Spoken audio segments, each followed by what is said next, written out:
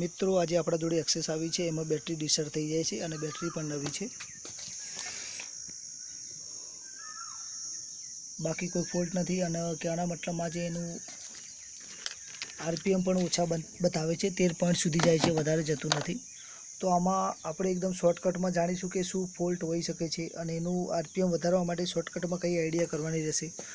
તો હાલમાં જે આરઆર છે ત્યાંથી મેં એક કેબલ ઓલરેડી ડાયરેક્ટ કરી નાખ્યો છે। જે આ કેબલ છે એ અહીંથી અંદર ડાયરેક્ટ બોડીમાં થઈને અંદર આપી દીધો છે અને આ જે કેબલ છે સાઈડમાં મૂકી દીધો છે। કહેવાના મતલબમાં એ કેબલ ડેમેજ થઈ ગયો છે।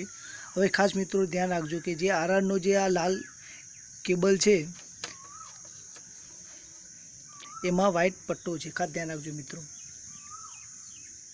આ જે લાલ કેબલ છે એમાં વ્હાઇટ પટ્ટો છે, એ રહ્યો બેટરીમાં કન્વેક્ટ કરવાનો પ્લસમાં, જે કે મેં ઓલરેડી અહીંયા સાંધો મારી કન્વેક્ટ કરી લીધો છે, બરાબર છે। તો આ કન્વેક્ટ કર્યા પછી આપણે જે વોલ્ટીમીટર જે છે કહેવાના મતલબમાં બેટરી ડિસ્ચાર્જ થઈ જાય છે અને કેટલા વોલ્ટીમીટર હોવા જોઈએ એ પણ આપણે વિડીયોમાં જાણી લઈશું।